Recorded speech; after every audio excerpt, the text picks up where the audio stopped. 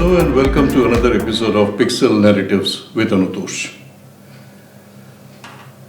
Since our childhood, we have come across such wonderful people who have done something which most common people don't do. And we call them as adventurers. When on the 29th of May 1953, Sir Edmund Hillary and Tenzing Norgay Sherpa put their foot on Mount Everest at a height of 29,031 feet, the world appreciated something which was never done before. We have such a wonderful mountaineer from Assam who had also climbed Mount Everest. We have in our studios Mr. Henry David Teron, a mountaineer who had climbed the Everest summit on 19th May 2016. Welcome to our studios of AFTA, Mr. Teron. Thank you. And it is such a pleasure talking to you.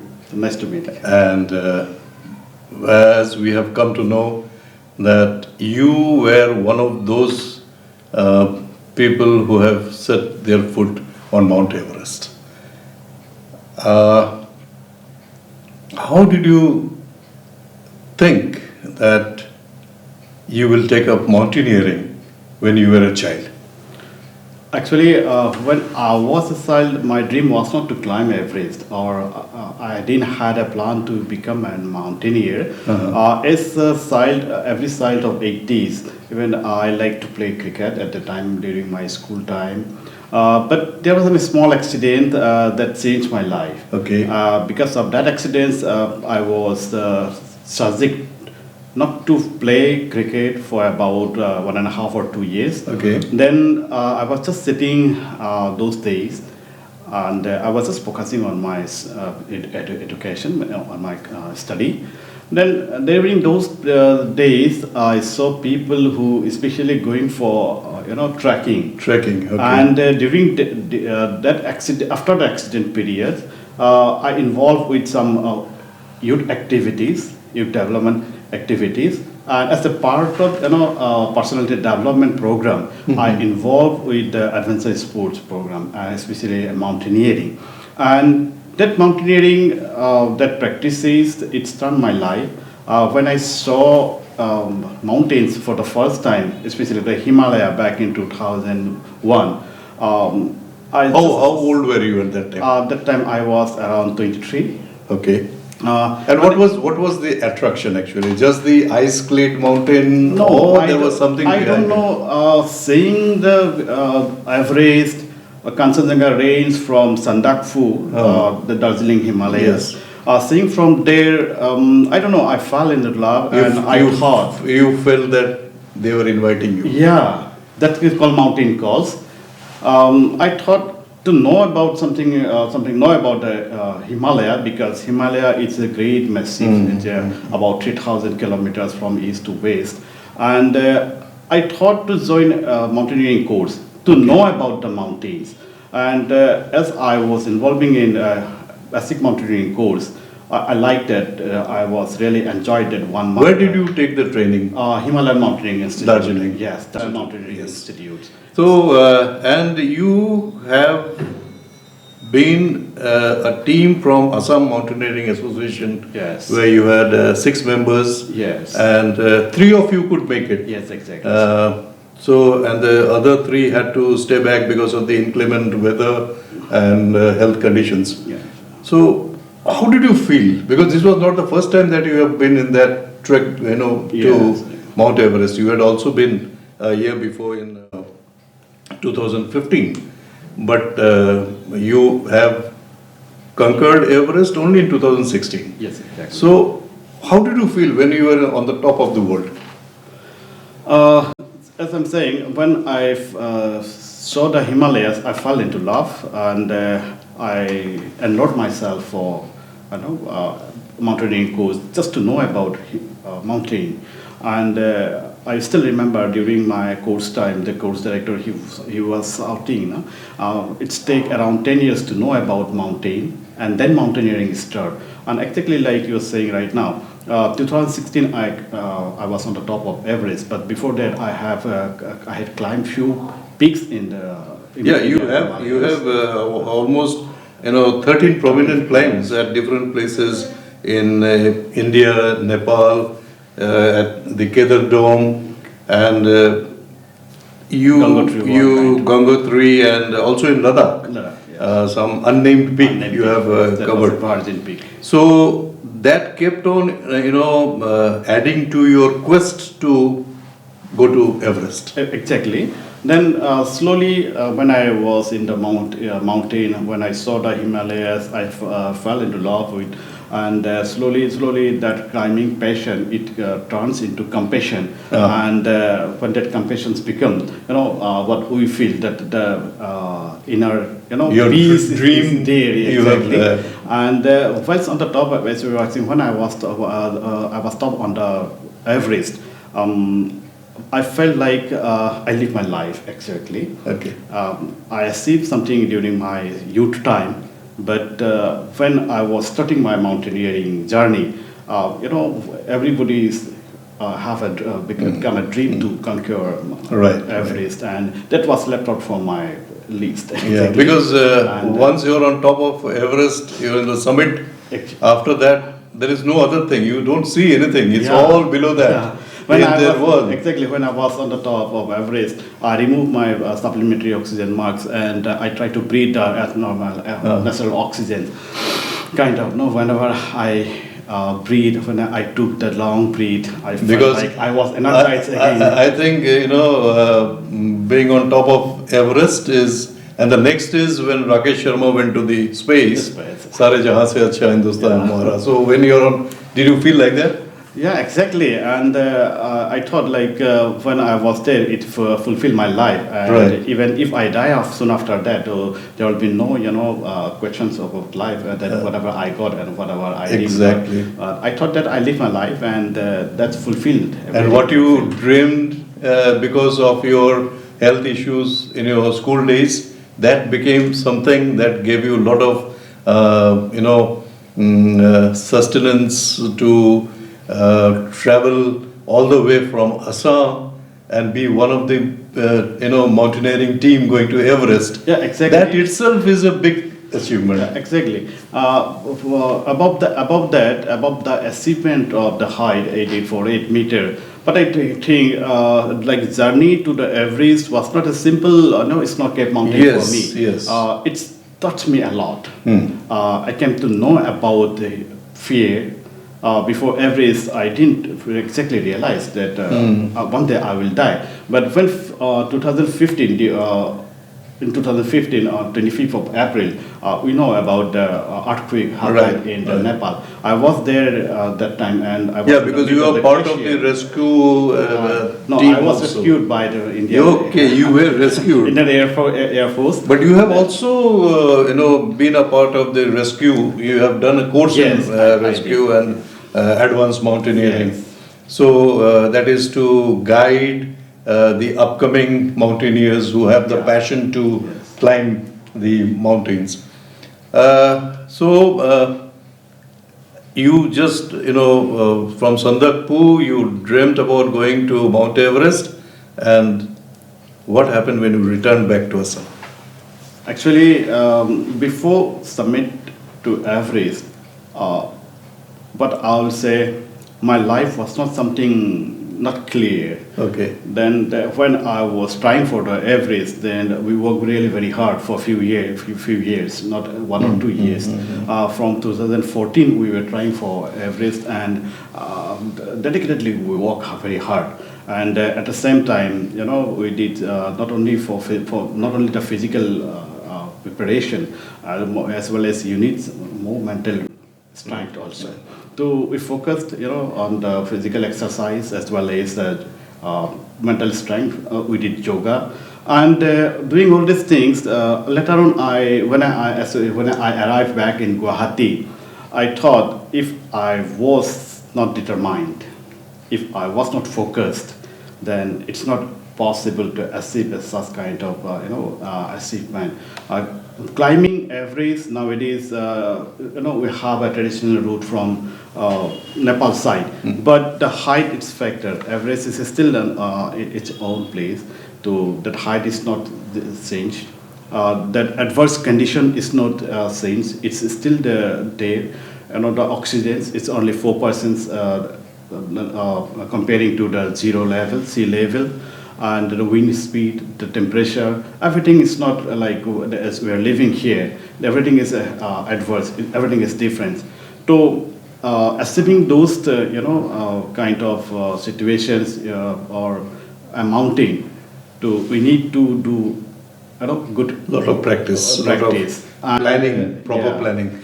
And when Sir Edmund Hillary and Tenzing Norgay, they went to the Everest in 1953, 53. and when you went to Everest in 2016, Yes. what difference was there in your equipments, in your training, and because I think that is what our young generation, the people who are really obsessed in taking up mountaineering as a passion, and they should know.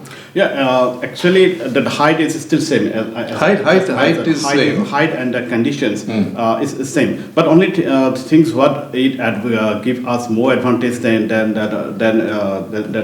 Tenzing Norgay and Yes, Hillary I remember periods. that, yeah. So the equipments are more sophisticated. Okay. Like those period that climbing boot was not up to the mark. The clothing was not up to the mark. Nowadays you have sophisticated. And you have a lot equipments. of GPS and other Exactly, things. exactly. So, So everything's- and you have the support of the air, the helicopter. Helicopters, you have- and you got to go, very light supplementary oxygen. Because now mountaineering is also a part of tourism. tourism, And on and off, we come across a lot of wonderful documentaries on Discovery or the National Geographic. And very recently, we have a Rajashri film Unchai, yes, which has been a wonderful motivation for, I think, the next generation of mountaineers, because the way it has been presented, it's really wonderful. yes, exactly. And because most of the documentaries that we have ever seen of Sir Edmund Hillary and Tenzing Norgay is in black and white. Yes. And black and white has its beauty of its own, but then when you see in color and the kind of visualization that people do, it's really wonderful to see people taking up mountaineering as a tourism. As a tourism. And it's quite expensive and a lot of health issues, health checkup, and you have a lot of many tour managers who have Yeah. come up, and they have a wonderful itinerary. They travel by air up to Lukla, and then from there they go to the base camp and so and so. So nowadays it has become very much streamlined, and it is customized. But then the time when you went, it was just the passion of mountaineering. Exactly. And what after coming back now, how do you encourage or motivate the young mountaineers? Not only after we were organizing, adventure program for youngsters and students. Every year we organize programs like rock climbing programs, camping, jungle safari, cave exploration program. Here in India, we have very good caves here in Meghalaya, especially. Yes. So we organize different kind of adventure activities along with those training programs. We organize high altitude trekking like Sandakphu or Sandakphu is one of the best places. Yes. It's a very for trekking. Good for the Good for beginners. trekking, yes. And what should be a young boy who wants to take up mountaineering? What are the things he should remember? I believe training might have been perfect. Training. So before going for mountaineering or any kind of adventure activities, whether someone is taking it as a passion or someone is taking it as a passion or profession, so one should he should be as technically sound, Right. and that some things I did that some rules I followed, because before going to climb mountains I've thought to be perfect in my training and in Right, climbing. right. So before climb I involve myself in different kind of activities, adventure activities, especially mountaineering activities. I joined higher courses, as you said. I did my search and rescue course just to know about the Yes. obstacles, and to when I'll be into trouble, just to how to save myself. I think one should gather the knowledge of the obstacles and the survival techniques, Right. so that we can guide the new generation. And also know about the entire surroundings from where he is going to move. Yes, exactly. He should know. That's why I told What is going to be, he has to acclimatize himself exactly. with the change of climate, the terrain, and then the amount of height he has to Yeah. climb. So his health has to permit doing those. From my experience in mountain, but I think like wherever we go, that wherever that that regions, that areas, first things we should know about the place where we are going, the obstacles out there, what kind of difficulties we have to face. You must have a good backup. Exactly. You must have a good and backup. as I said, practice makes a man perfect. Right. So as much age we will be involving ourselves, will be perfect in that field. So before taking it as a hobby or before taking it as a profession, one must have the experience. One must go for courses so that he can guide, and whenever he need, he can help. And now, because we have some such amazing women mountaineers, Bachendri Pal, Junkotabi, they have, Yeah. and so we have girls also taking interest in mountaineering, and they are doing a lot of wonderful things. Everyone can. Everyone can do, and it is globally. It's not only India. Mostly you get from Netherlands, from USA, and from other countries. And in 2008, you were conferred with the National Youth Award from the Ministry of Youth Affairs, Government of India, and you have been also awarded in 2005 by the Chief Minister's Community Action Youth Award. Nowadays, So, it's Bilsila Rai Awards. BL Rai Award, and you were also given the District Best Youth Award in 2005. So these are some of the recognitions that have been already given to you.